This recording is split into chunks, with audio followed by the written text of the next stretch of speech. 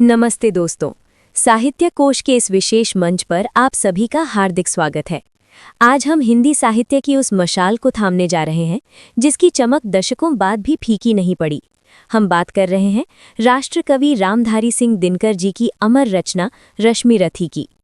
रश्मि रथी यानी सूर्य की किरणों वाला रथ। ये केवल एक काव्य नहीं बल्कि महाभारत के सबसे उपेक्षित, सबसे दानवीर और सबसे शक्तिशाली योद्धा सूर्यपुत्र कर्ण के स्वाभिमान, संघर्ष और उनकी अडिग वीरता की महागाथा है।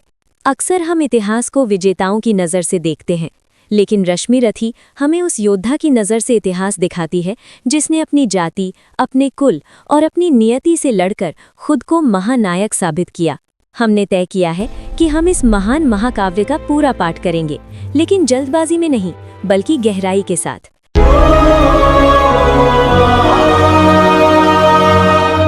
रथ के अश्व नहीं डेस्टिनी खींचे डोरे, अंधियारे कुल में सूरज की किरणें बोए। मैं रश्मि रथी हूँ, भाग्य से लड़ता हूँ, हर तीर पे अपना मान लिखता हूँ। रश्मि रथी।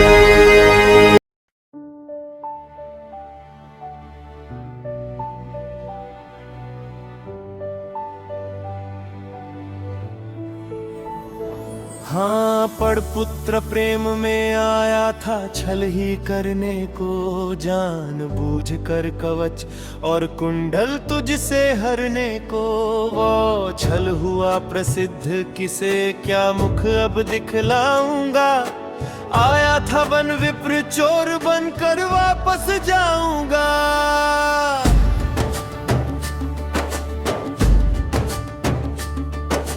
वंदनीय तू कर्ण देख कर तेज दिग्म अति तेरा, कांप उठा था ते ही देवत्व पूर्ण मन मेरा।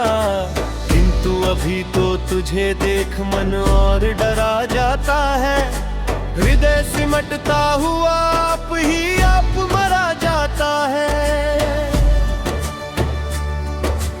दिख रहा तू मुझे ज्योति के उज्जवल शैल आंचल सा, कोटि कोटि जन्मों के संचित मह पुण्य के फल सा। त्रिभुवन में जिन अमित योगियों का प्रकाश जगता है, उनके पूंजीभूत रूप सा तू मुझको लगता है।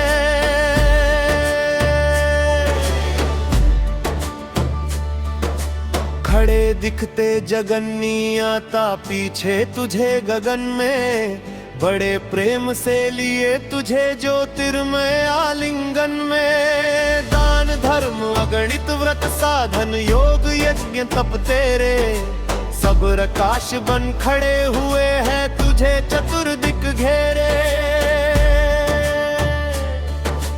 महिमग्न हो तुझे अक में लेकर इठलाती है, मस्तक सूंघ सूत अपना ये कहकर जतलाती है। इसने मेरे अमित मलिन पुत्रों का दुख में है, सूर्य पुत्र यह नहीं कर्ण मुझ दुखिया का बेटा है।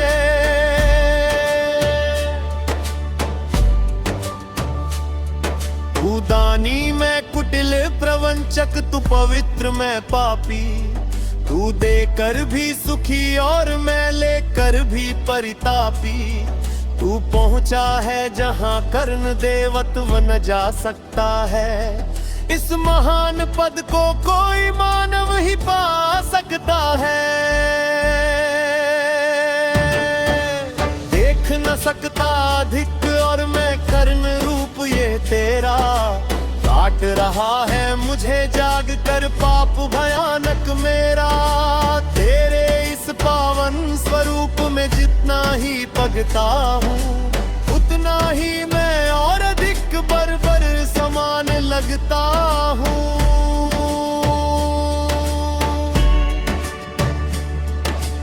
अतः कर्ण कर कृपा यहाँ से मुझे तुरंत जाने दो, अपने इस दूरधर्ष तेज से त्राण मुझे पाने दो। मगर विदा देने के पहले एक कृपा यह कर दो, मुझ निष्ठुर से भी कोई ले मांग सोच कर वर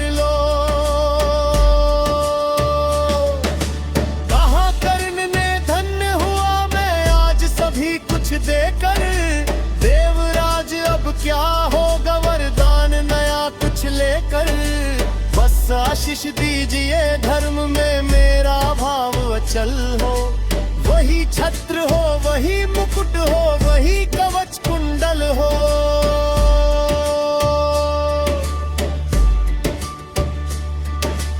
देवराज बोले कि कर्ण यदि धर्म तुझे छोड़ेगा, निज रक्षा के लिए नया संबंध कहाँ जोड़ेगा। और धर्म को तू छोड़ेगा भला पुत्र किस भय से। अभी अभी रखा जब इतना ऊपर उसे विजय से। धर्म नहीं मैंने तुझसे से जो वस्तु हरण कर ली है। छल से कर आघात तुझे जो निस्सहायता दी है। उसे दूर या कम करने की है मुझको अभिलाषा। पर स्वेच्छा से नहीं पूजने देगा तू यह आशा। तू मांगे कुछ नहीं किंतु मुझको अवश्य देना है। मन का कठिन बोझ थोड़ा सा हल्का कर लेना है। ले अमोघ ये अस्त्र काल को भी ये खा सकता है। इसका कोई वार किसी पर विफल न जा सकता है।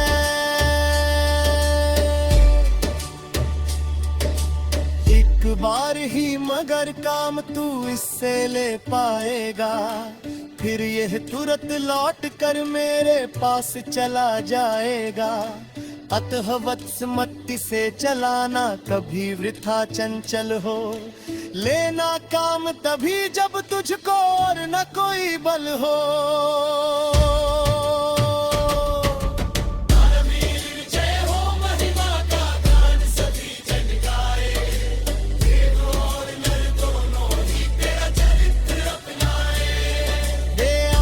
शरदान सिधारे देवराज अंबर को। व्रत का अंतिम मूल्य चुका कर गया कर निज घर को।